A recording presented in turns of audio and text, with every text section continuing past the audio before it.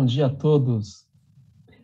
Meu nome é Rodrigo Lázaro, sou diretor regional de reforma tributária da ANEFAC e sócio da FCR Law. Sejam todos muito bem-vindos ao nosso webinar Pontos de Atenção para a Declaração de Imposto de Renda Pessoa Física 2022. Sobre esse tema, é importante reforçar que nós atingimos o centenário do imposto de renda aqui no Brasil.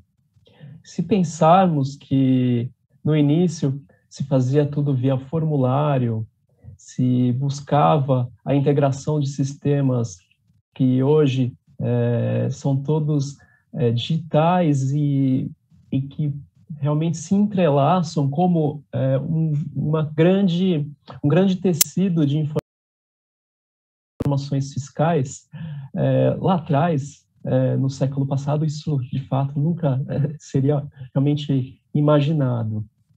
Essas evoluções são importantes marcos quando nós pensamos em regras de tributação e formas de fiscalização e acompanhamento de comportamento patrimonial e fiscal dos contribuintes.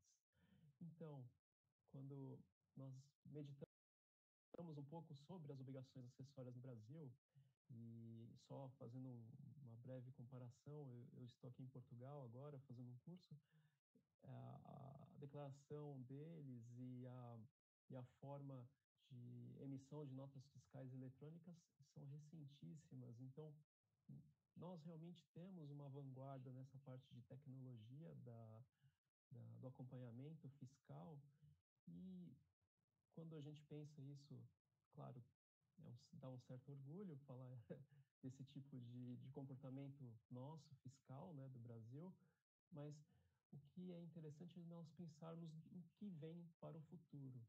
E hoje nós temos aqui no nosso debate temas sobre criptomoeda, esse novo mar das novas tecnologias que vai realmente inundar a nossa obrigação fiscal como um todo. Então, faço aqui um grande agradecimento aos participantes dessa palestra, que realmente vai incrementar e trazer muito valor para nós hoje. Não podemos deixar aqui de anotar que, inclusive hoje, saiu uma instrução normativa que vai prorrogar a declaração de imposto de renda para 31 de maio, né, e tanto a obrigação das pessoas que fazem a saída definitiva, como as obrigações de espólio, mas o ponto aqui é nefrágico, é necessário ter uma programação e um acompanhamento dessa questão fiscal. Portanto, essa palestra não vem à melhor hora. Então, para enriquecer nosso encontro, apresento nossos convidados. Primeiramente, nosso amigo e grande conhecedor da área fiscal, Roberto Poço, diretor de inovação tributária da ANEFAC e sócio da KPMG Brasil. Passo a palavra ao Poço e, por favor, se cumprimentar o público brevemente. Legal, obrigado, Rodrigo. Bom dia a todos. Fico muito feliz com a participação de todos aqui. Como o Rodrigo colocou, eu sou Roberto Poço, diretor de inovação tributária aqui da ANEFAC, sócio da área de consultoria tributária aqui da KPMG. Vai ser um prazer estar essa manhã com vocês, né, com os demais colegas aqui, explorando esse tema tão importante. Também faço aqui o convite para Daniele Bipo, sócia-diretora da KPMG, também fazer um breve cumprimento ao nosso público. Obrigada, Rodrigo. Obrigada, Roberto, pela oportunidade de falar aqui com vocês hoje. Como vocês disseram, me chamo Daniele Bibo, sou sócia-diretora da KPMG, da área de imposto de renda da pessoa física. Então, hoje a gente vai compartilhar um pouquinho aí com vocês das novidades e vamos trazer aí, espero que temas bem interessantes. Obrigada pela oportunidade. E para completar nosso trio de palestrantes, temos o Francesco Ribeiro, gerente sênior da KPMG Brasil, que convido para fazer um breve cumprimento ao nosso público. Bom, primeiro, bom dia a todos, bom dia Rodrigo, Poço, Dani, é um enorme prazer estar aqui, poder trazer um pouquinho do nosso conhecimento, compartilhar com todos. Como você comentou, Rodrigo, hoje a gente começou o dia com essa novidade da prorrogação do prazo por parte da Receita Federal, então deixar claro que a gente não combinou para trazer essa novidade em primeira mão aqui durante a nossa apresentação, mas vai ser um prazer aqui conversar com todos e espero aí trazer informações importantes e pertinentes para cada um. Então, sejam todos muito bem-vindos. E aqui ao nosso público presente, eu peço que todos participem e tornem a dinâmica da apresentação o quanto mais reativa e prospectiva, melhor. Então, por favor, enviem suas perguntas e comentários no chat. Isso ajuda muito no decorrer da palestra e todos vão ter a oportunidade de interagir com os nossos palestrantes. Passo a palavra, então, para o início da apresentação, reforçando exatamente o nosso tempo e, principalmente, que ao final a gente vai ter abertura para essas questões trazidas no nosso chat. Obrigado, Perfeito. Pessoal. Perfeito, Rodrigo. Obrigada.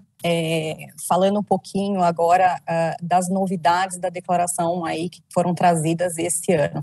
Acho que a gente pode trazer antes aí a agenda, então nós vamos debater e vamos discutir aí temas referentes a novidades na declaração do Imposto de Renda 2022, quem está obrigado a apresentar a declaração de Imposto de Renda, como reportar investimentos, nós vamos falar de criptoativos e bens no exterior, um pouco de renda variável e, por último, ganho de capital. Quando a gente fala das novidades, este ano realmente as novidades ficaram muito mais acessíveis. Então, a forma de acesso da informação ficou muito melhor. Então, hoje a gente tem aí, consegue acessar a declaração em um formato multiplataforma, então a gente consegue elaborar a declaração não só daquele programa da Receita Federal, como também a gente consegue preparar a declaração de um tablet, no celular. Então, realmente facilitou muito para o contribuinte, tá? Além disso, a Receita Federal, se vocês olharem, ela tem uma nova página de boas-vindas. E ali ela detalha o que sempre, óbvio, sempre a gente teve aquelas perguntas e respostas, mas ali ele está bem detalhadinho e que pode também contribuir aí para os contribuintes, tá? A ampliação do acesso à declaração pré-preenchida por meio de todas as plataformas disponíveis.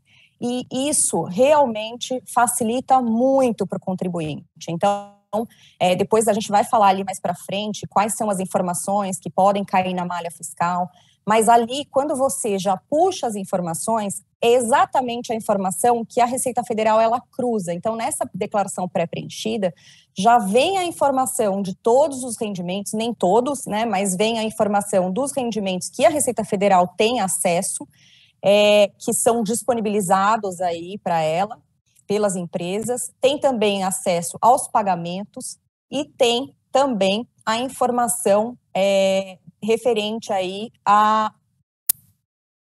aos dependentes na declaração. Então, quando a gente fala das novidades, a gente tem também umas novas informações que a gente tem que colocar ali na parte de dependentes e alimentandos.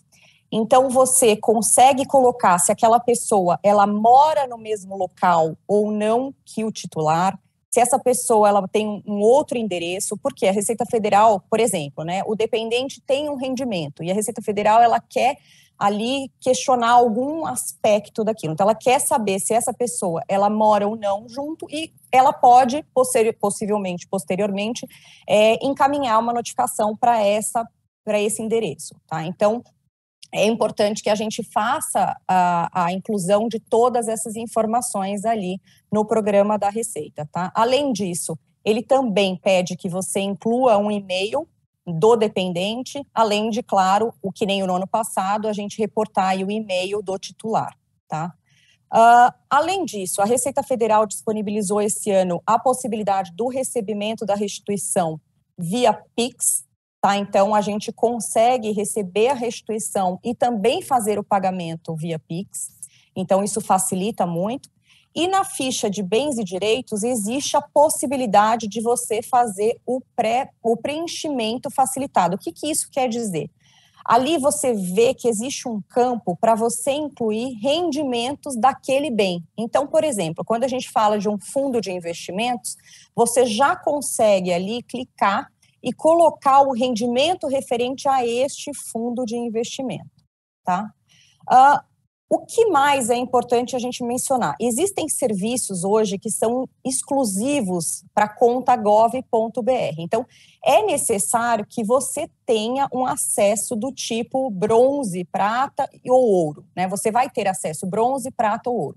Mas, a partir de certo acesso, então, por exemplo, prata e ouro, você já consegue ter informações, você consegue ter acesso a mais informações, né, neste canal. Então, por exemplo, a própria declaração pré-preenchida, você só consegue ter acesso a partir da conta prata, né, na conta bronze você não tem essa possibilidade, tá? Então, o que permite que a gente faça com essa conta gov.br? Fazer a declaração pré-preenchida, importar dados do Carnê-Leão Web, e aí só para mencionar o que é o Carnê-Leão, né? O Carnê-Leão é uma obrigação que a gente tem mensal de pagamento de impostos referente a rendimentos do exterior ou rendimentos recebidos de pessoa física.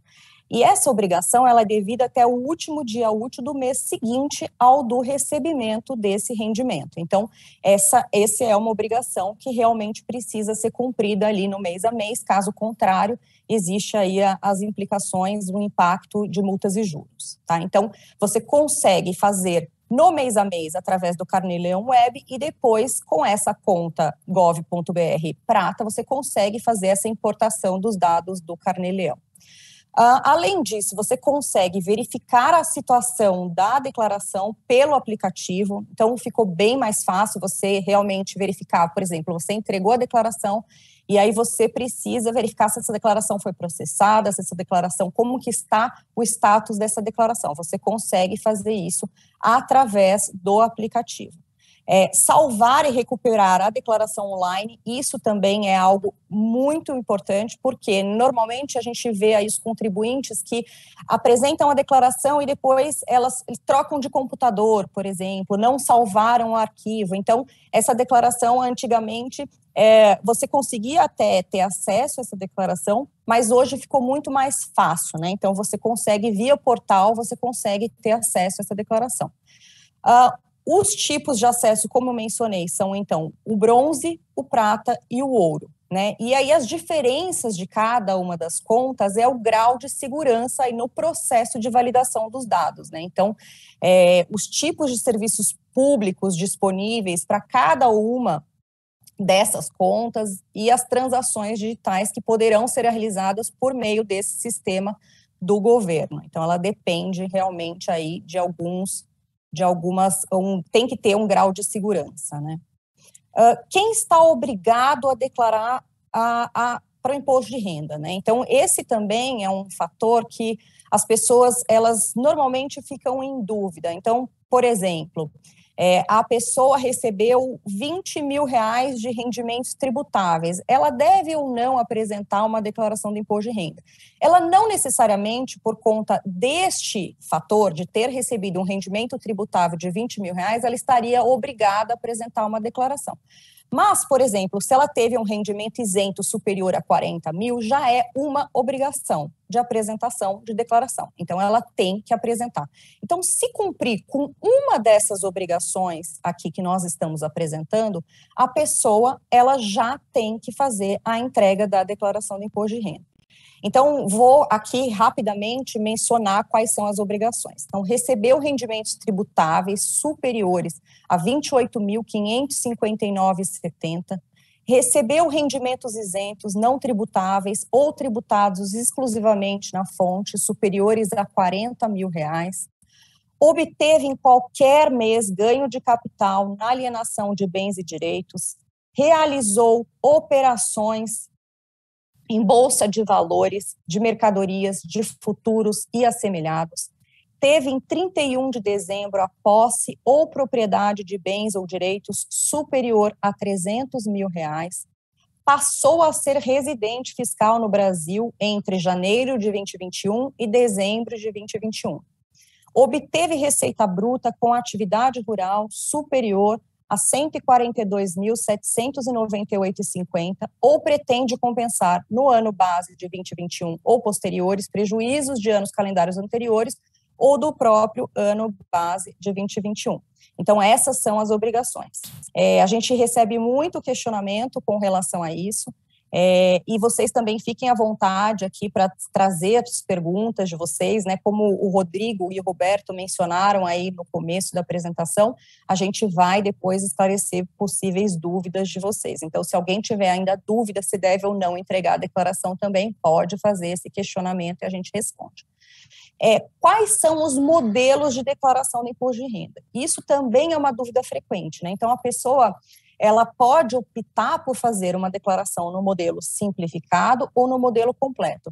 Isso vai depender da quantidade, né, do valor que ela tem aí em deduções na declaração. Então, por exemplo, se essa pessoa ela teve pagamentos, né, ela teve pagamentos com valor que não exceda R$ 16.754,34, ela deve provavelmente optar pelo modelo simplificado, né?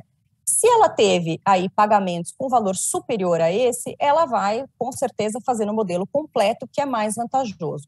O que é importante a gente mencionar é que a Receita Federal ela já faz esse cálculo ali automaticamente, desde que você realmente lance todos os pagamentos. Então, se você não lançar os pagamentos, é difícil realmente fazer essa análise. Então, a Receita Federal precisa que todos os pagamentos aí sejam informados. Dani, aqui posso só dar uma dica? Claro, fica à Então, vontade. o interessante aqui é que o contribuinte, quando estiver preparando a declaração, ele prepara a declaração com todas as informações que ele tem à disposição e não se prenda no modelo simplificado ou completo no momento da elaboração. Porque, como a Dani pontuou, o próprio programa da Receita, ele traz um comparativo do modelo mais vantajoso para o contribuinte. Então, listar ali todos os rendimentos, todos os pagamentos, todas as eventuais deduções. Então, fazer a declaração no seu modelo, pensando no modelo completo, e depois verificar no próprio programa da Receita Federal qual o modelo mais vantajoso e optar por este modelo, tá? Então, essa é uma dica para o contribuinte para fazer a declaração com todas as informações que devem ser reportadas e, ao final, fazer esse comparativo de qual modelo seria o mais vantajoso. Perfeito, Fran. Obrigada aí pelo complemento.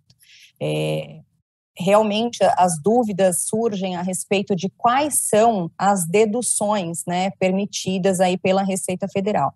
Então, quando a gente fala em deduções, a gente tem deduções com instrução, que são permitidas, despesas médicas que não tenham sido reembolsadas, pensão alimentícia, isso, claro, sempre judicial ou por escritura pública, previdência complementar, PGBL, limitado aí a 12% do rendimento tributável, e FAP, o Fundo de Aposentadoria do Programa Individual. Então, a previdência privada, se for um modelo PGBL, é possível, sim, fazer essa dedução, tá? Previdência complementar, PGBL, e o Fundo de Aposentadoria do Programa Individual. São duas coisas aqui, que são permitidas a dedução, tá? Quando a gente fala em malha fiscal, acho que esse é um ponto que realmente as pessoas ficam com bastante dúvida, né? Mas o que pode, e essa pergunta frequentemente ela vem, mas como eu sei que eu vou cair na malha fiscal?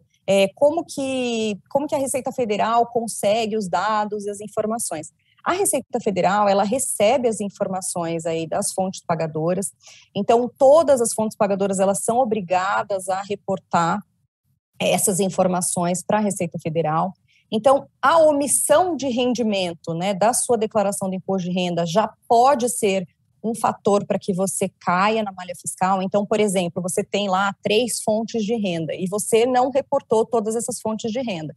Isso, com certeza, vai cair na malha fiscal e você vai ser questionado pela Receita Federal, sendo informado de que você omitiu ali informações de rendimentos, tá? Despesas médicas que não tenham comprovação, né? Então, por exemplo, você foi ao dentista, mas o dentista ele não te deu ali uma nota fiscal. Essa despesa ela não pode ser comprovada, então você não pode fazer uso dessa dedução, tá? Rendimentos de aluguel, então recebidos de pessoa física, recebidos de pessoa jurídica, eles sempre, a gente vê as pessoas caindo na malha. Por quê? Porque a pessoa que paga esse rendimento, né, então, que paga esse aluguel, ela vai reportar na declaração do imposto de renda dela, e em contrapartida, a pessoa que recebe, ela precisa reportar isso também na sua declaração do imposto de renda, tá? Resgate de previdência privada, quando o resgate ele é tributável, isso também precisa, é claro que qualquer resgate precisa ser reportado, mas o resgate, quando é uma tributação sujeita ao ajuste na declaração do imposto de renda, você precisa reportar ali nos rendimentos recebidos de pessoa jurídica, para que isso componha ali a base do imposto de renda. Então, você também precisa reportar. E isso é um fator que também faz com que as pessoas caiam na malha fiscal, o não reporte dessas informações. Dani, deixa eu só trazer um ponto com relação a rendimentos de aluguel também, que é bem importante e é motivo de malha fina, né? Então, todas aquelas pessoas que alugam apartamentos, imóveis e utilizam administradoras de imóveis para fazer a gestão do aluguel, essas administradoras, essas imobiliárias, elas acabam tendo que reportar esses valores para a Receita Federal através de uma declaração chamada de MOB. Então, por mais que eventualmente o inquilino ele não reporte os pagamentos, a Receita, para aqueles casos onde tem uma administradora de imóveis fazendo a gestão dos rendimentos de aluguéis, a Receita também recebe esses dados e ela consegue cruzar esses dados com a declaração do proprietário do imóvel. E aí, indo em linha com o que o Rodrigo comentou no início, a Receita Federal Brasileira ela é bem avançada no cruzamento de informações, né? Então, tudo que ela pode vincular a um CPF, a um CNPJ, ela acaba vinculando. Então, ela cria as obrigações para as pessoas jurídicas de reportar, seja rendimentos, pagamentos, e cruza informações com os CPFs. Então, para aqueles que têm administradoras de imóveis junto aos rendimentos de aluguéis, é mais um ponto de atenção para reportar corretamente os valores recebidos de aluguel ao longo do ano. Perfeito. É mais um cruzamento aí que a Receita Federal faz.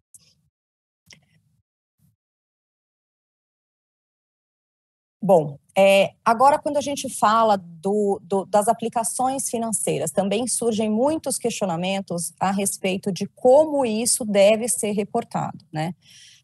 Quando a gente fala de rendimentos de fundos de investimentos, a maior parte desses fundos de investimentos, ele tem uma tributação exclusiva, tá? Então, essa informação, ela já é disponibilizada pelo próprio banco.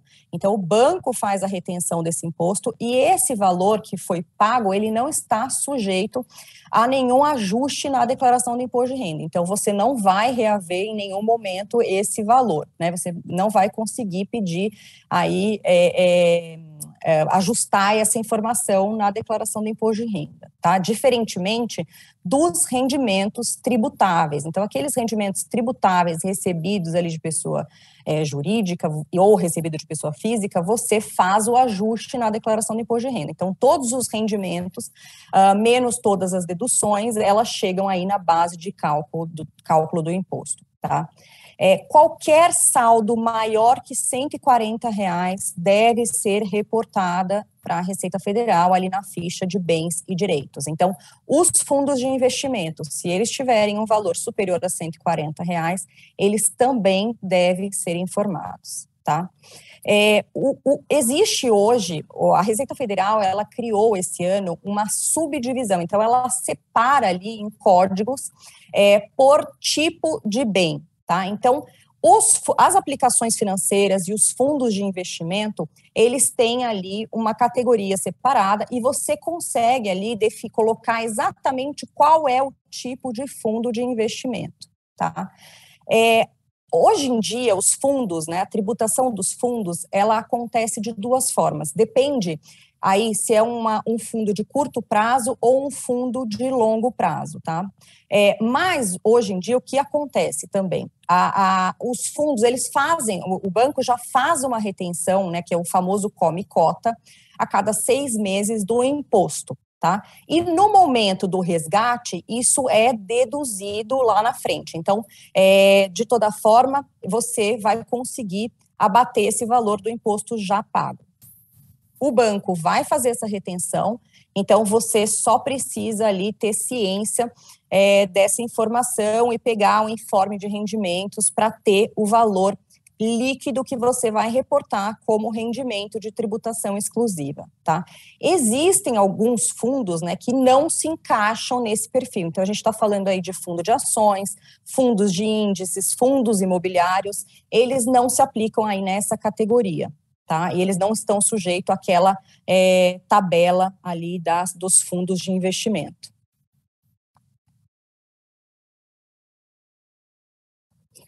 Agora eu passo a palavra aqui para o Francesco, para ele falar um pouquinho sobre os criptoativos. Por favor, Francesco. Muito obrigado, Dani. Bom, aqui agora eu vou comentar um pouco sobre criptoativos, renda variável, bens no exterior. Então, começando por criptoativos, e aí como é um tema bastante novo, né? Primeiro vamos tentar trazer o que são criptoativos, né? Então, criptoativos nada mais são do que representações que só existem em registros digitais, em registros blockchain, tá? Então, é um ativo intangível que não tem uma substância física, embora alguns sejam lastreados por moedas reais e tudo mais, tá? E aí eu vou pedir licença para ler o que a Receita considera como criptoativos, né? Então, considera-se criptoativo a representação digital de valor denominada em sua própria unidade de conta, cujo preço pode ser expresso em uma moeda soberana local ou estrangeira, transacionado eletronicamente com a utilização de criptografia e de tecnologia de registros distribuídos, que pode ser utilizado como forma de investimento, instrumento de transferência de valores ou acesso a serviços, e que não constitui moeda de curso legal. Então, basicamente, o que a Receita traz para a gente que são representações digitais que têm os seus registros e podem ser utilizados como investimento, como moeda de troca, como representação de valores, mas que não são moedas de curso legal. Significa dizer que são moedas que não são regidas ou por nenhum país, nenhuma legislação. Então, são moedas que elas existem e têm a sua organização feita de forma descentralizada, tá?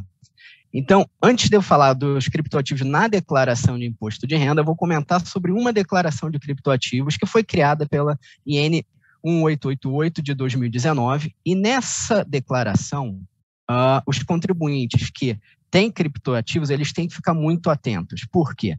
Essa obrigação ela é criada pela Receita Federal em 2019 para avaliar, para reportar todas as movimentações com criptoativos, seja de compra, venda, criptomoedas, acima de R$30 mil no mês. E aí, 2 pontos de atenção. Aqueles contribuintes que utilizam exchanges, corretoras no exterior, ou operações peer-to-peer entre pessoas, eles precisam reportar essas operações quando elas ultrapassam o limite de R$30 mil no mês. Já aqueles contribuintes que utilizam de exchanges nacionais, exchanges brasileiras, essa obrigação ela é da exchange brasileira. Então, o que é tão importante aqui? Uma vez que você tenha negociação de criptoativos e em algum mês ela ultrapasse R$30 mil, essa corretora, essa instituição financeira brasileira, ela reportou esses dados para a Receita Federal. Então, a Receita espera que você também reporte essas operações dentro da sua declaração de imposto de renda. Então, é mais uma forma que a Receita criou, indo em linha com outros mecanismos de cruzamento de dados, para cruzar dados em operações envolvendo os criptoativos e criptomoedas. Então, por isso é tão importante, eu comecei com essa obrigação. Essa obrigação ela é feita diretamente no portal do contribuinte, no ECAC, ela exige um certificado digital. Então, é importante para aqueles que movimentam criptoativos ficarem atentos a essa obrigação, tá? Então, ela é uma obrigação mensal. E para quem por acaso não tem, para aqueles que por acaso teriam que cumprir com essa obrigação e não fizeram, a boa notícia é que caso vocês façam sem ser notificadas, tem vários fatores de redução nos juros e multas que seriam pagos, tá? Então, isentando até 50% do valor. Então, apesar de ser uma declaração de mero reporte, tem multa para quem não cumpre. E aqueles que cumprirem por espontânea vontade, sem receber notificação da Receita Federal, eles têm um desconto nas penalidades, nas eventuais penalidades que seriam aplicáveis, tá? E aí, quando a gente fala das obrigações dentro da declaração de imposto de renda, a declaração de imposto de renda desde 2019, ela traz já campos para você reportar criptoativos. Para este ano, a Receita expandiu um pouco os códigos que são pertinentes aos criptoativos. Então, ela destacou aqui Bitcoin, altcoins, stablecoins, NFTs e tokens não fungíveis. Então, aqui a gente tem uma série de códigos pertinentes para cada tipo de criptoativo, criptomoedas e criptoativos, tá? A obrigação de reporte, ela passa a ser para aqueles que em 31 de dezembro tinham em sua posse mais de R$5.000 em qualquer criptoativo, então ele precisa reportar esse investimento dentro da ficha de bens e direitos. Eles têm um grupo específico, como a Dani pontuou, a Receita, ela quebrou esse ano a informação de bens e direitos em grupos de natureza similares, e dentro dos grupos você tem, assim, acesso aos códigos específicos de cada item, tá? Que é importante, a gente vai comentar sobre ganho de capital, mas só trazendo aqui, que há ganho de capital, sim, na negociação de criptoativos, e eles são isentos até o limite de R$35.000 no volume de venda no mês. Então, ficar atento a essa isenção, uma isenção relativamente importante. Então, aqueles que em venda, e aí eu estou falando volume de venda de ativos da mesma natureza e não volume do ganho, tá? Então, em vendas até R$35.000, vocês estão isentos de ganho de capital, o que não significa que estão isentos de reportar esse ganho como um rendimento isento. Então, ficar um pouco atento a isso. Eu sei que ultimamente tem se falado muito em criptoativos, criptomoedas principalmente, Bitcoin, então ficar atento que aqueles que movimentaram esse tipo de investimento ao longo de 2021, se por um acaso em algum mês ultrapassou esse limite de movimentação em R$30.000, já tem uma obrigação. Se por um acaso utilizou corretoras, exchanges nacionais, muito provavelmente a Receita já tem essas informações em seu sistema e aguarda que vocês consolidem as informações das negociações dentro da sua declaração de imposto de renda. E aí, falando um pouco de ativos no exterior. E aí eu vou começar falando de ativos no exterior, falando de rendimentos. Bom, primeiro, qualquer residente fiscal brasileiro, na condição de residente, ele é tributado em bases globais. Significa dizer que, independente do local onde você receba um rendimento, esse rendimento ele precisa ser oferecido à tributação aqui no Brasil. E eu digo oferecido por quê? O Brasil tem acordos com diversos países que é possível estudar uma compensação do imposto federal pago numa determinada localidade com o imposto federal devido no Brasil, ou até isenção a depender do tipo de rendimento que a gente está falando e da leitura do acordo com esse país, tá? Mas você não pode se furtar de oferecer esse rendimento à Receita Federal, seja informando com um rendimento isento, seja informando um rendimento com uma compensação de imposto de renda federal pago em outro país. E aí, como é que funciona? Primeiro passo, fazer um carnê-leão. O carnê-leão serve tanto para rendimentos recebidos de pessoa física no Brasil, como também rendimentos recebidos de fonte no exterior. Então, esses rendimentos, eles são tributáveis através da tabela progressiva, e ali de 0 a 27,5%, e são rendimentos ajustáveis na declaração de imposto de renda. É importante fazer esse recolhimento mensal, então, a cada mês, com rendimentos no exterior, fazer a conversão desses rendimentos para a moeda nacional. O imposto é devido até o último dia útil do mês seguinte ao recebimento. Então, se eu recebi o rendimento em abril, eu tenho até o final de maio para pagar o imposto, após eu calcular quanto seria o imposto devido junto à tabela progressiva do imposto de renda, tá? Ganho de capital. Então, se eu tenho algum ativo no exterior e faço a venda desse ativo, invisto em ações ou, pegando o link, em Bitcoin no exterior e faço a venda desse ativo, havendo um ganho entre o custo de aquisição e valor de alienação, eu tenho um ganho de capital para ser recolhido no Brasil. E, de novo, o ganho de capital também tem que ser estudado dentro de eventuais acordos para evitar a dupla tributação que o Brasil tenha com o país que está sediando esses ativos, para aí sim avaliar se tem um imposto devido no Brasil residual, se não há possibilidade de compensação de imposto. Isso tudo precisa ser avaliado, tá? Então, para quem tem ativos no exterior, então, o primeiro momento, a primeira obrigação que se cria é avaliar eventuais rendimentos. Avaliamos os rendimentos, a gente vem em bens e direitos. Então, todo mundo que tem ativos no exterior também precisa reportar esses ativos na declaração de imposto de renda. Como ele é feito? Primeiro passo, acessar então a ficha de bens e direitos, alocar o ativo específico de acordo com a sua natureza. Então, se é um saldo em conta corrente, alocar em conta corrente. Se é um imóvel, alocar em bens imóveis, tá? E aí você especificar, detalhar na discriminação qual é o ativo, a data de aquisição, o valor de aquisição na moeda original, tá? Importante colocar isso na descrição, porque nos campos onde a gente informa valor e saldo da declaração de imposto de renda, a gente precisa reportar os valores em reais. tá? Então, você vai discriminar na descrição do ativo o valor na moeda original, e para a Receita Federal você vai informar no campo de saldo em 31/12 de 2020 e 2021, você vai informar o valor já convertido em reais. É importante colocar o país onde esse ativo está localizado, então ali dentro da ficha Bens e Direitos tem um campo para você escolher o país onde o bem está localizado, tá? Informar o valor convertido. Então, feito isso, você já acabou fazendo o informe de rendimentos e linkou com o informe Bens e Direitos, tá? Isso é importante, então, todos que têm ativos no exterior se atentarem a informar os eventuais rendimentos e também informar a posse desses ativos. Por mais que sejam ativos que não gerem renda ou que sejam exclusivamente um imóvel e você não tem nenhuma renda, é importante declarar esses ativos para a Receita Federal, até pensando que no futuro, talvez, você precise repatriar o ativo por alguma razão, a Receita vai questionar se esses ativos estavam presentes na sua declaração de imposto de renda. Trazendo uma outra obrigação, para aqueles que possuem mais de 1 milhão ou equivalente em dólar em 31 de dezembro de cada ano, há uma outra obrigação, essa obrigação não é da Receita Federal, mas é uma obrigação do Banco Central Brasileiro, de declarar estes ativos em seu valor de mercado em 31 de dezembro. É a declaração de capitais brasileiros no exterior, tá? Essa declaração, apesar de ser meramente um reporte, não há nenhum cálculo de imposto de renda a pagar, imposto devido, restituição, ela é extremamente importante e ela tem multas para quem não o faz ou faz de forma negligente ou imprecisa.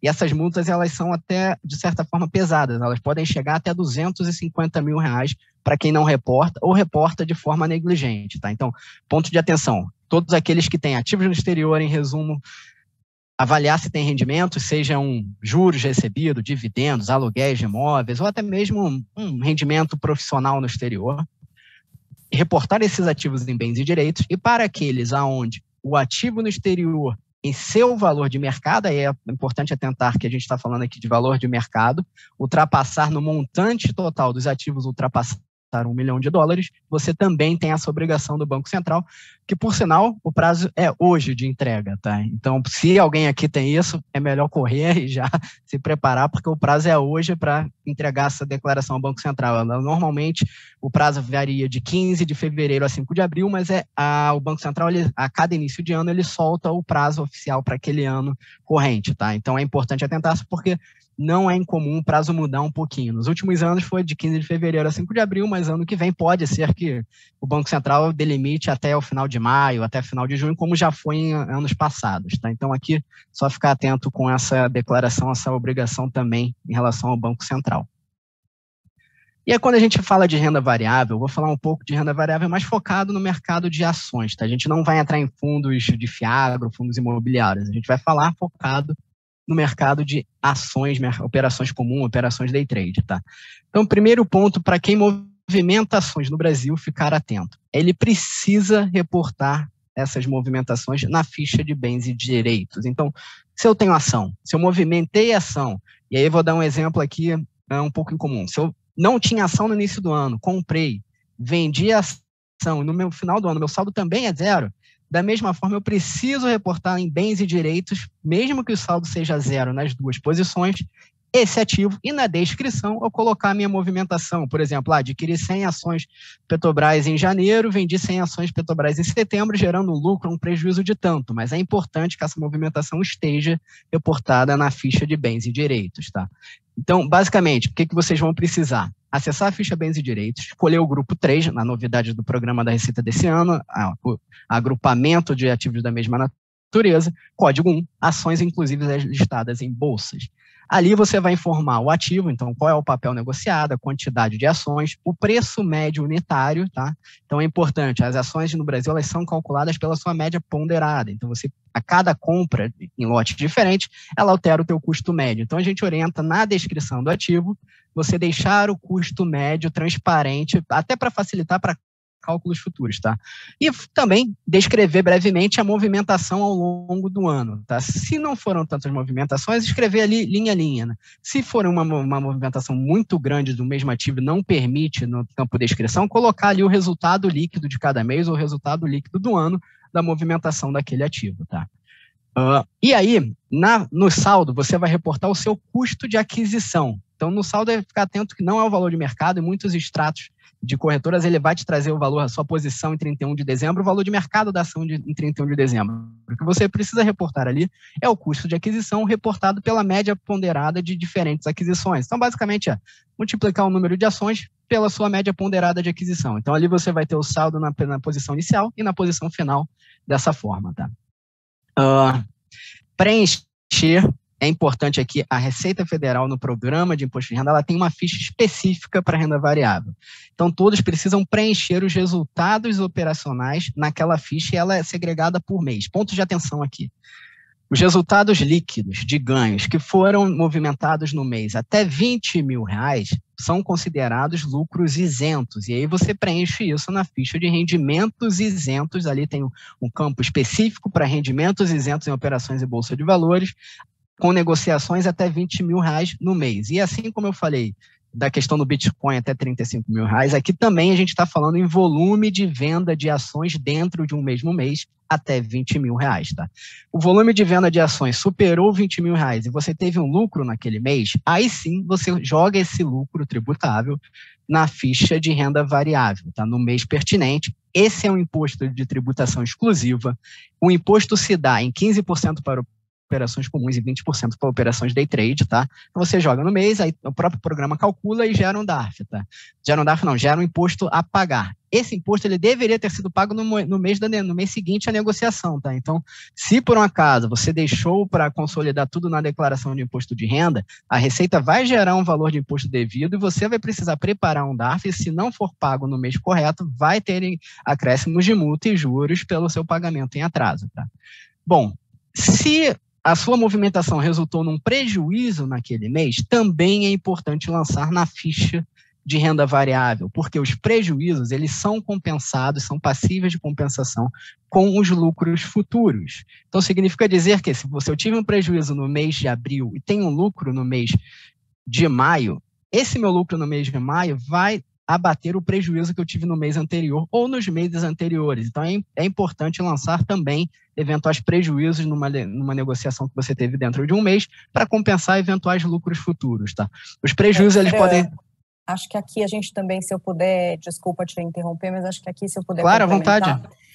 Na declaração do ano anterior, por exemplo, se você teve também um prejuízo, você pode carregar para o ano seguinte, né? Então, basta você trazer essa informação aqui para a declaração do imposto de renda de 2021, colocando ali na renda variável um valor negativo, que é o prejuízo. Obrigada. Perfeito, Dani, muito obrigado. Isso é extremamente importante, porque a Receita ela não limita a compensação do prejuízo no ano calendário. Então, se você terminou um ano com prejuízo, você pode compensar nos anos seguintes. Então, você, quando começar a declaração, claro, se você preencheu a declaração anterior, tem um arquivo DEC e tudo mais, ela vai puxar automaticamente. Mas, se não for o caso, você começa o ano em janeiro lançando prejuízo nos anos calendários anteriores, tá? Então, isso é importante e pode ser uma ferramenta bastante útil para quem opera no mercado de renda variável brasileira e eventuais prejuízos serão compensados com lucros futuros, tá? Aqui a gente tem um quadrozinho explicando um pouco como funciona do ganho de capital, tá? Então, indo em linha com quem eu já comentei, né? Então, os ganhos líquidos em operações em bolsa de valores, eles são tributáveis no Brasil. O fato gerador é o resultado líquido dentro de um mês e o imposto a pagar é até o último dia útil do mês subsequente, tá? A base de cálculo, então, vai ser o resultado líquido de todas as vendas daquele mês com as compras daqueles referidos ativos, tá? Então, os valores de compra e vendas dentro de um mês, se tiver um resultado líquido positivo, abaixo de 20 mil em venda, você lança em rendimento isento. Se for acima de 20 mil em vendas no mês, você vai preencher a ficha de renda variável, tá? O regime de tributação, como eu comentei, para as operações comuns, a tributação é exclusiva em 15%. Operações de day trades, aqueles negócios que são compra e venda de um ativo no mesmo dia, ou até mesmo a venda e a compra de um ativo no mesmo dia, também é considerada uma operação day trade, a tributação passa a ser de 20%. Tá? Então, aqui ficar atento nesse gatilho, porque não necessariamente o day trade é a compra e a venda de um ativo. Se eu tinha um ativo em carteira, inicio o dia vendendo ele, compro ele no final do dia, faço a recompra, a Receita considera que eu fiz uma operação day trade, tá? E aí eu vou tributar como uma operação day trade. O recolhimento DARF é o 6015, como eu comentei, o último dia útil do mês subsequente. Tá? Isenções, falei bastante, até 20 mil no volume de venda dentro de um mesmo mês. Tá? Compensações dos prejuízos passados com lucros futuros. E aqui tem uma antecipação de imposto que a corretora já retém em seu CPF. Tá? Então, primeiro a gente tem um IRRF de 0,005% para as operações comuns. 0,005% significa R$1 numa movimentação acima de 20 mil. Se você movimentar abaixo de 20 mil, esse imposto ele não é devido. E 1% nas operações day trade.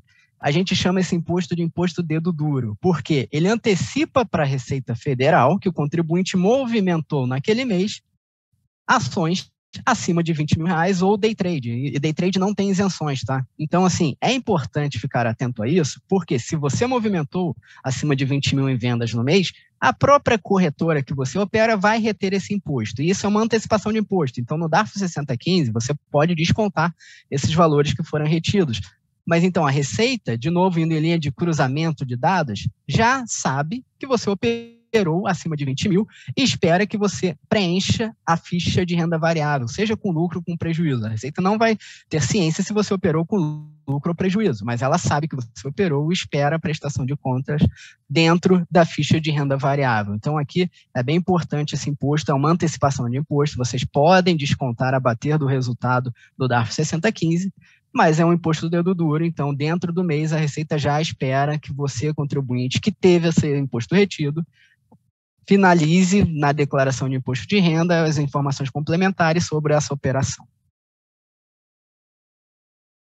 Falando ainda de renda variável, a gente tem os proventos e como eles são tributados. Então, dividendos simples são rendimentos isentos, juros sobre capital próprio são rendimentos de tributação exclusiva. Isso vem ali em forma de rendimento, seja da corretora ou do próprio ativo, você recebe ali a quantidade de ações, os dividendos pagos e os JCPs recebidos ao longo do ano, e aí você aloca eles, dividendos em rendimentos isentos, JCPs em rendimentos de tributação exclusiva, então aqui não tem muito mistério.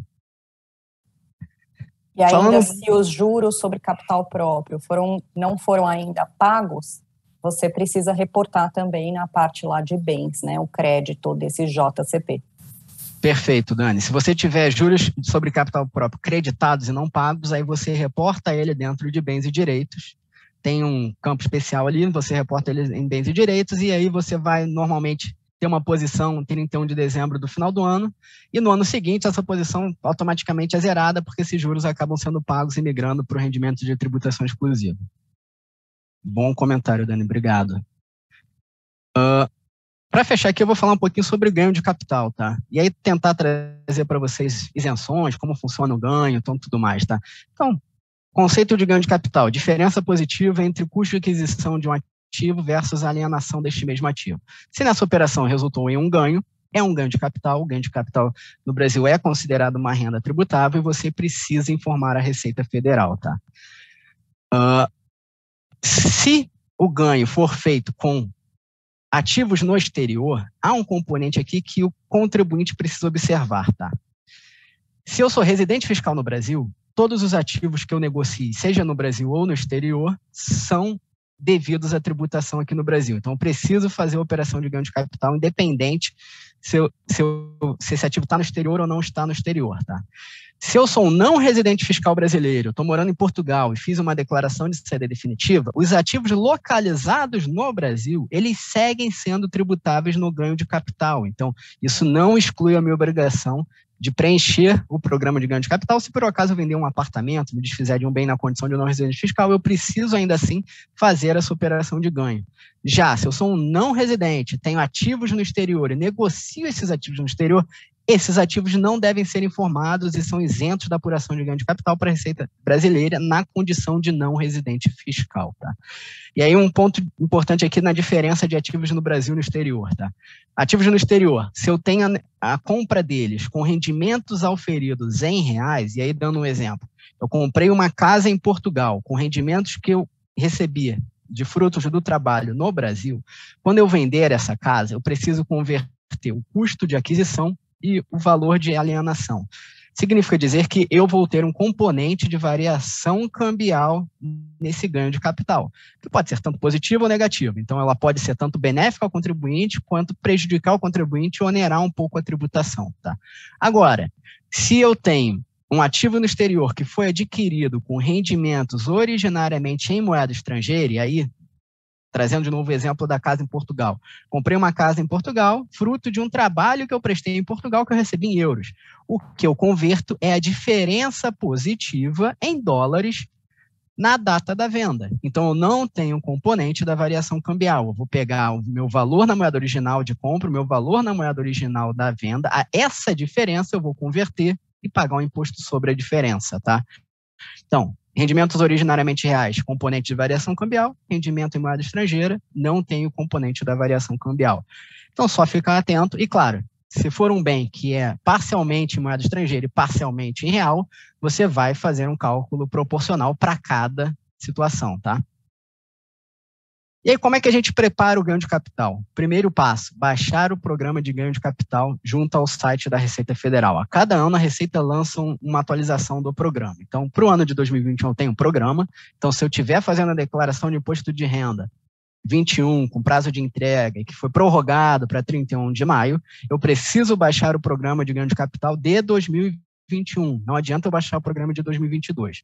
Fiz o download do programa de 2021, eu vou informar os meus dados pessoais no programa, depois eu vou escolher a natureza do ativo, aí tem ali bens imóveis, participação societárias, moeda estrangeira, em espécie, então eu vou escolher ali a natureza do ativo que eu estou reportando, vou reportar ali os dados de aquisição do ativo, o próprio programa ele é bem intuitivo, ele faz algumas perguntas, um imóvel, teve benfeitoria realizada no imóvel, é único imóvel, então ele faz algumas perguntas que já vão te induzir ao cálculo final, tá?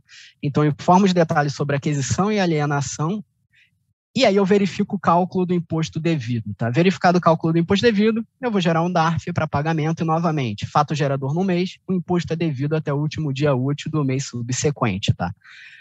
Então, ok, fiz o meu ganho de capital, preparei meu DARF, paguei o meu DARF, o que o contribuinte precisa fazer? Salvar uma cópia de segurança deste programa de ganho de capital da Receita Federal. Posteriormente, essa cópia de segurança ela é importada para dentro do programa da Receita Federal e, automaticamente, o programa da Receita Federal ele preenche os campos de operações com ganho de capital, aloca os rendimentos em rendimentos isentos ou rendimentos de tributação exclusiva, e aí o contribuinte não precisa mais se preocupar. Mas não basta preencher o programa de ganho de capital. Nesse momento, a Receita ainda não tem a sua informação. Quando você paga o DARF, ela passa a ter informação que houve uma operação de ganho de capital, mas ela ainda assim aguarda que você importe esses dados para dentro do programa de declaração de ajuste anual.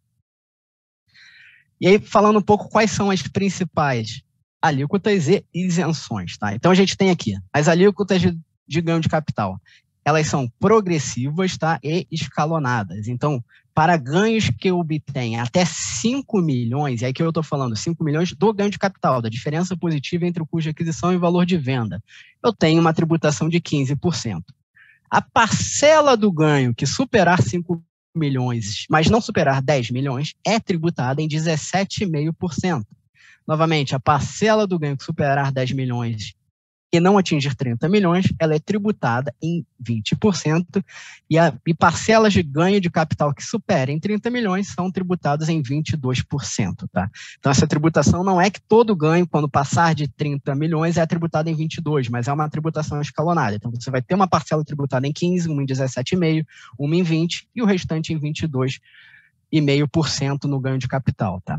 E aí, quais as principais isenções que nós temos? A primeira delas, venda do único imóvel até R$440 mil. Esse é meu único imóvel, eu fiz a venda dele, não atingi ou não superei 440 mil, eu estou isento do ganho de capital. Não significa que eu não precise apurar o ganho, eventualmente colocar no programa de ganho de capital e reportar e depois importar para a Receita Federal, mas esse rendimento vai ser alocado como um rendimento isento. Também tem uma outra isenção significativa. Imóveis adquiridos antes de 1969 são isentos de tributação. Imóveis adquiridos entre 69 e 88, a tributação vai diminuindo, sendo reduzida, tá? até 5%. Então, quanto mais tempo de propriedade, há fatores de redução no ganho de capital desse imóvel, até ele ficar isento se ele for adquirido antes de 1969, tá? Aqui uma isenção que muita gente utiliza, tá? Aquisição de outros imóveis residenciais em até 180 dias após a data de alienação. Então, vendi um imóvel residencial. Se eu comprar outros, e aí eu não estou limitado exclusivamente ao imóvel, se eu aplicar todo o produto da venda na aquisição de outros imóveis residenciais em até 180 dias, eu estou isento da tributação de ganho de capital. Tá? Pontos importantes. Essa janela de 6 meses ela tem que ser respeitada. Não adianta você vender hoje e comprar daqui a um ano. A janela de 6 meses precisa ser respeitada. Há um ponto na jurisprudência que permite você aplicar o produto da venda do imóvel para quitação de um financiamento imobiliário já existente. Tá? Então, anteriormente, não era permitido, a jurisprudência entende que, se eu tenho um imóvel financiado e vendo um outro imóvel, para quitar esse imóvel que eu tenho financiado, eu posso também considerar uma operação isenta. Tá? E aqui, atenção, tanto a isenção dos 440 mil e a isenção dos 180 dias, elas só podem ser utilizadas uma vez a cada 5 anos. Tá? Então, se eu utilizei essa isenção de 180 dias 3 anos atrás e vendesse no imóvel que eu tinha comprado 3 anos atrás e tentar comprar outro imóvel residencial e utilizar da isenção, eu não posso. Essa isenção ela é limitada a uma utilização a cada 5 anos. Tá?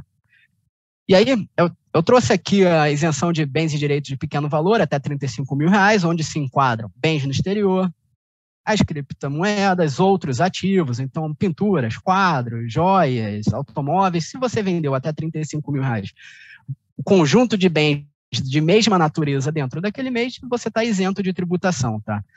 Eu não trouxe aqui, mas eu acabei comentando ao longo da apresentação, então só para finalizar a questão da isenção, aqueles que são não residentes fiscais e possuem ativos no exterior, esses ativos no exterior, quando alienados, são isentos de ganho de capital no Brasil. Então, ficar atento também. Se eu possuo ações no exterior, aplicações financeiras, imóveis, e vendo esses imóveis na condição de não residente fiscal, eles também estão isentos de tributação aqui no Brasil. Acho que com isso eu cobri os slides aqui. Dani, não sei se você quer abrir para perguntas, Rodrigo. Perfeito, Fran. É isso mesmo, é o que a gente preparou essa agenda para vocês hoje. Então, acho que a gente pode, sim, abrir para as perguntas. Legal, pessoal. Bom, já temos algumas perguntas aqui, Dani, Francesco, eu vou direcionando aqui para vocês e vocês vão respondendo aqui para o pessoal, tá? A primeira pergunta, Dani, para você é, durante a sua apresentação, você comentou sobre alguns pontos que levam uma declaração a cair na malha fina. Acho que todo mundo fica muito preocupado com a malha fina, né? Quando falamos especificamente sobre pagamentos, que cuidados, né, que dicas que você dá para as pessoas terem em relação a essa questão para fugir da malha fina? Legal, Roberto. É importante aí que o contribuinte ele tenha todos os comprovantes. Então, eu já mencionei isso na apresentação, mas eu reforço aqui que é muito importante que esses comprovantes eles sejam aí guardados, tá? Pelo menos por um prazo aí de 6 anos, né? Pois caso sofra algum questionamento da Receita Federal, essa documentação ela pode ser solicitada, né? Até por isso que é importante só declarar as despesas que realmente possuam a comprovação, tá? E ainda a Receita Federal, ela cruza os dados dos pagamentos com os prestadores de serviço, por isso o contribuinte, ele deve se atentar para reportar os valores e informações exatas que estão no recibo, tá? Então, perdeu um recibo, melhor não reportar, tá bom? Boa, é sempre importante, né, tomar muito cuidado com a documentação suporte, né, a gente sabe bem disso, né. Francesco, uma para você aqui, ó, qual a razão da Receita Federal exigir que os contribuintes informem a posição de bens e direitos, né, acho que você falou bastante sobre esse tema em diversas situações, e a gente sabe que algumas pessoas ali tentam, ou de alguma maneira ali, reduzir a informação, ou só colocar parte das informações, e não colocá-las completas, né? Qual que é a importância disso? Roberto, primeiro, obrigado pela pergunta. E essa é uma dúvida bem frequente, tá? Ainda mais quando a gente atende alguns estrangeiros, eles não têm o costume de reportar bens e direitos nas declarações de seus países e questionam a gente por que eu preciso reportar a posição de bens. E aí, o que a Receita Federal quer com isso? Ela quer, além de ter as informações dos seus rendimentos, pagamentos, deduções, ela também quer avaliar a sua evolução patrimonial. Então, o que ela quer medir é se os seus rendimentos ao longo do ano, descontado aquelas despesas que são informadas na declaração de imposto de renda, inclusive a própria tributação realizada sobre esses rendimentos, comportam a sua evolução patrimonial. Tá? Então, significa que a Receita espera que você tenha receita suficiente para suportar a variação do seu patrimônio na data inicial e na data final da declaração de imposto de renda. Por que é importante reportar os bens na sua exatidão, informar sobre vendas, informar novas aquisições? Porque uma evolução patrimonial não justificada significa eu não tenho rendimentos que justifiquem a evolução patrimonial que eu tive, é motivo de malha fina e pode indicar para a Receita Federal omissão de rendimentos. E a Receita pode, inclusive, considerar essa variação patrimonial não justificada como rendimentos tributáveis e tributar a sua variação patrimonial. Então, é importante que os contribuintes se atentem a reportar adequadamente todos os bens, listar as novas inclusões de bens, listar, como eu comentei sobre ações, mesmo daqueles bens que foram adquiridos e vendidos dentro do ano, eles precisam estar na declaração em bens e direitos, mesmo que os saldos sejam zero na posição inicial, na posição final, porque a Receita espera ter essa informação e verificar se o seu suporte financeiro é adequado à sua evolução patrimonial durante o ano. Legal. Acho que seguindo essa linha, Francisco, né, baseado aí com o que você falou bastante de criptoativos, né, tem uma pergunta aqui específica sobre esse tema, né, se vocês entendem que as permutas entre criptoativos são tributáveis, e aí o comentário aqui na visão da Receita, seria uma alienação sujeita a ganho de capital. Porém, como fica a capacidade contributiva do contribuinte diante da altíssima volatilidade desses ativos, em que ganho pode ser transformado em perda no mesmo dia da permuta em algumas horas após a operação? Sim. Bom, essa é uma excelente pergunta. O que acontece? Quando eu tenho um criptoativo, realmente, hoje ainda são ativos muito voláteis, sujeitos a grandes diferenças ao longo de um dia ou dois ou uma semana. Se eu tenho um custo, e eles são reportados pelo seu custo de aquisição, então se eu tenho uma criptomoeda que eu adquiri a R$20 mil, faço uma permuta por outra criptomoeda e o valor dessa criptomoeda que eu estou fazendo essa permuta está em R$25 mil, R$30 mil, eu efetivamente tenho um ganho de capital. Então o contribuinte precisa ficar atento a isso, tá? Porque a Receita vai considerar que essa permuta, você adquiriu um bem a R$20 mil e está se utilizando de um novo valor de mercado desse bem, a R$25, R$30 mil, para trocar por outro bem de maior valor. Tá? Então, essa negociação, independente da capacidade contributiva, o contribuinte tem que ficar atento, porque é sim um gatilho para o recolhimento de ganho de capital.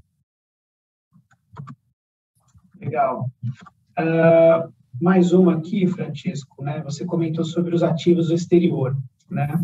Qual a importância de reportar esses ativos? E se eles não forem reportados, quais são os riscos que estão envolvidos com isso, né? Bom, importância de reportar os ativos. Vão em linha com o que eu falei dos ativos no Brasil. Evolução patrimonial, a Receita precisa rastrear essa evolução. Quando a gente fala de ativos no exterior, mais ainda, vocês precisam reportar os ativos e os rendimentos, tá? Sejam rendimentos salariais, sejam ganho de capital sobre a venda de negociação de ativos no exterior, sejam juros, dividendos, precisa tudo estar reportado dentro do programa da Receita Federal. Tá? Riscos principais, tá, Roberto? Vamos lá. Primeiro deles, e a gente já viu isso acontecer no passado, e aí eu vou até seguindo na minha linha de raciocínio aqui. O primeiro deles eventualmente, essa pessoa tem a necessidade de repatriar esses recursos não estavam declarados na declaração de imposto de renda. Tá? Ele vai enfrentar sérias dificuldades em conseguir repatriar. Primeiro que a instituição financeira vai pedir a comprovação desses recursos, vai pedir a declaração do Banco Central de imposto de renda, comprovando que você reportou estes valores, esses ativos, tá? Então, você tem essa dificuldade em repatriar, e a gente sabe que por mais que a gente faça planejamento, nunca vou precisar trazer esse dinheiro de volta para o Brasil. Pode acontecer imprevisto, podem acontecer emergências, e você pode ser que necessite trazer esse recurso para o Brasil. E se você não tiver declarado, você vai passar por dificuldades e vai acabar tendo penalidades, multas, juros por não ter reportado isso anteriormente, e vai custar mais para você, tá? Esse é o primeiro risco, tá? Segundo, hoje, o Brasil, ele tem acordos internacionais tanto com FATCA, que é um acordo com a Receita Americana, tá? Como um acordo com os países da OCDE. E o que dizem nesses acordos? A transferência de informações financeiras, de instituições financeiras. Então, se eu tenho aplicações financeiras, ativos sediados em corretoras no exterior, a Receita Federal, anualmente, ela recebe essa informação desses países que ela tem acordo. Então, todos os países da OCDE e Estados Unidos. Então, pensa que já é um número significativo, e países onde normalmente brasileiros possuem investimentos e tudo mais. Então, a Receita, por mais que você não declare, a Receita tem ciência de que você tem ativos financeiros fora do país, tá? Então, esse é um outro ponto de atenção. E aí, indo em linha com a assinatura desses acordos, em 2016, o Brasil, ele permitiu o que a gente chamou de a Declaração de Repatriação de Recursos, o REARCT, tá? Ali, para todos aqueles que não tinham reportado seus ativos financeiros, suas propriedades no exterior, a Receita permitiu, com o custo de um pagamento de multa e juros que dava 30% do valor dos ativos, os contribuintes brasileiros regularizarem esses ativos. Essa declaração ela teve 2 períodos, em 2016 e depois em 2017. Ela foi um grande sucesso, ela repatriou mais de 150 bilhões em ativos brasileiros no exterior, tá? Então, a Receita permitiu, em linha com a informação, a assinatura e o ingresso do Brasil nessas novas instituições de troca de informações, a Receita permitiu que os contribuintes brasileiros regularizassem seus ativos. Então, é super importante declarar os ativos no exterior, imaginando que a Receita ela tem acesso a esses ativos de alguma forma, se forem ativos financeiros, ou imaginando que no futuro você pode necessitar repatriá-los. Então, pode ter um custo para a repatriação muito maior do que se você reportasse. E, novamente, ter ativos no exterior não é tributável no Brasil. A simples posse de ativos no exterior não tem nenhuma onerosidade para o contribuinte. Claro, a gente vai tributar rendimentos, ganho de capital, mas se eu tiver um apartamento, uma casa, uma aplicação financeira no exterior, só por manter esses ativos eu não tenho nenhuma onerosidade para o contribuinte. Então, é importante deixar declarado todos os seus ativos no exterior. Acho que o Rodrigo levantou a mão. Só aproveitando o gancho do Francesco, é interessante pensar nessa questão de compartilhamento de informações fiscais do globo, né? Hoje, nós temos o Common Report Standard, que permite localizar ativos financeiros no exterior, inclusive quando nós pensamos, tudo bem, é só eu não colocar o ativo financeiro no meu nome, coloco uma holding, uma empresa de renda passiva intermediando o ativo financeiro, mas hoje também se declara os ativos financeiros quando você tem essa pessoa jurídica holding como preponderância de rendimentos passivos que seja titular de um beneficiário final aqui do Brasil. Então, o circuito realmente está fechando, e o Francesco fez realmente o ponto aqui. Ele demonstra que, além de você não poder omitir a receita, a existência desses ativos, esses ativos também têm um compromisso de indicar movimentações patrimoniais relevantes que pode indicar realmente uma existência de uma omissão de receitas no exterior. Então, ninguém escapa a esse fisco global que tem esse Big Brother realmente de um financeiro do mundo, né? Eu realmente gostei muito desses comentários. Legal, temos que estar atentos aí, né, pessoal, a todos esses detalhes, né? E até com base nisso, Dani, eu ia te pedir, né, como a gente teve essa prorrogação, né, da entrega, eu sou um dos que estou deixando para a última hora também, ganhei aqui um tempinho extra, e foi muito boa a apresentação, porque eu fui me atentando a alguns detalhes que vocês foram falando, algumas dicas, e vi, né, que realmente a gente tem ali algumas coisas para corrigir, algumas coisas para colocar na declaração, alguma informaçãozinha que talvez não é da melhor forma, mas acho que sei lá, talvez aqui para a gente colocar quais seriam as dicas de ouro para quem ainda não entregou a declaração, que ganhou um prazo extra para prorrogar para o último dia, né, que nem eu. O que a gente tem que tomar cuidado? O que você traria e falar, olha, pessoal, observem esses detalhes. Acho que foi muito enriquecedor, trouxe muito detalhe, mas sempre tem aquela dicasinha que faz a diferença. O que vocês colocariam para a gente em relação a isso? Legal, Roberto. Realmente, a gente tem aqui algumas dicas, e a primeira que eu dou é para que o contribuinte se organize e não deixe para a última hora. Então, você que vai deixar para a última hora, é melhor não deixar para a última hora a entrega da declaração. Assim, qualquer dor de cabeça é evitada, né? E porque a gente precisa realmente obter toda a documentação necessária para elaborar essa declaração. Então, realmente é melhor começar com o tempo, assim você consegue se organizar e realmente coletar, né, toda a informação e garantir que realmente nada fique para trás, que não fique pendente, tá? Quanto mais rápido você entrega a declaração, mais rápido você recebe aí uma eventual restituição. Isso se a declaração der restituição, né, saldo a restituir. É importante também verificar se não houve nenhum erro de digitação, né, ao longo do preparo do documento, se não ficou faltando nenhum rendimento, inclusive rendimento de dependentes, que isso é realmente um ponto que pega bastante, aí que os contribuintes acabam caindo na malha fiscal. Lembrando que quando incluímos um dependente, né, a gente tem que incluir todas as suas informações, inclusive rendimentos e também os bens, tá? E a Receita, ela também criou algumas facilidades aí para o contribuinte. Então, a primeira é a declaração pré-preenchida para aqueles que a gente, como falou aqui, né, possuem o acesso prata ou ouro no gov.br. Eles podem utilizar a declaração pré-preenchida e essa com certeza vai agilizar muito na elaboração aí, porque já traz grande parte das informações que a Receita possui lá na base de dados dela, tá? Como rendimentos aí de pessoas jurídicas, instituições financeiras, aluguéis, informações de pagamentos, tá? A segunda é utilizar o verificador de pendência, que existe ali no programa, se você consegue fazer essa checagem, se existe algo impeditivo, que impede que você entregue a declaração. Então, você consegue já, de antemão, ter essa informação, tá?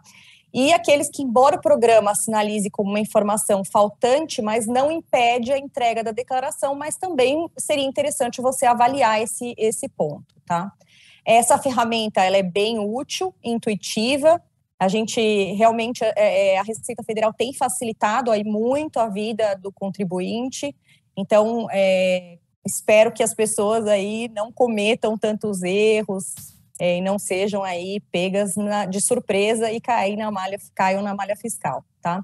E por fim, os contribuintes, eles podem encarar esse momento aí de prestar contas com a Receita como um bom momento para avaliar suas finanças, seus rendimentos, despesas, evolução patrimonial, né? Pode ser inclusive uma oportunidade para analisar seus rendimentos e gastos ao longo do ano e como isso refletiu aí na sua saúde financeira. Legal, excelente. Acho que são dicas bem preciosas, né? Além de todo o material que a gente teve aqui ao longo da apresentação, que vai ajudar muito a gente aqui em relação a poder preencher e prestar as contas com o leão, né? Sem ter nenhum tipo de surpresa desagradável lá na frente. Bom, Rodrigo, acho que a gente vai ficando por aqui. Em termos de perguntas, era isso que a gente tinha, né? E aí eu passo a palavra para você novamente, para a gente poder já seguir para o encerramento aqui do nosso evento. E agradeço, né, a participação da Dani e do Francesco, que trouxeram tantas dicas e informações tão importantes, e principalmente agradeço aí a toda a audiência que esteve conosco até agora. Muito obrigado. Bom, então chegamos ao fim do nosso bate-papo. Gostaria de agradecer pela participação de todos, como o Roberto já trouxe, e deixo aqui o meu convite a vocês que ainda não conhecem a NEFAC, para acessar o nosso site e acompanhar um pouquinho dos nossos trabalhos, tanto nas mídias sociais como no canal do YouTube. Lá nós disponibilizamos muito conteúdo gratuito e atualização que é frequente tanto na área fiscal, contábil, da área de administração. Então, associe-se à ANEFAC e faça parte dessa seleta rede de executivos de mercado. Ficou alguma dúvida em relação à nossa apresentação? Entre em contato conosco. No site você pode ter acesso ao e-mail associados@anefac.org.br e também conhecer um pouco dos benefícios exclusivos aos nossos associados. Vale lembrar que no caso de profissionais contábeis, nós temos diversos cursos que são focados na atualização profissional. Então, acessem a nossa página cursosanefac.org.br e você encontrará mais de 400 horas no programa de educação profissional continuada. Além disso, você poderá alcançar o mais alto nível de certificação que é disponibilizada pela ANEFAC, que é a certificação ANEFAC Controller. Então, confira mais com detalhes no nosso site anefac.org. Também queria agradecer e deixar um convite a todos para participar do nosso congresso, o Congresso ANEFAC, que vai ser realizado agora, em maio.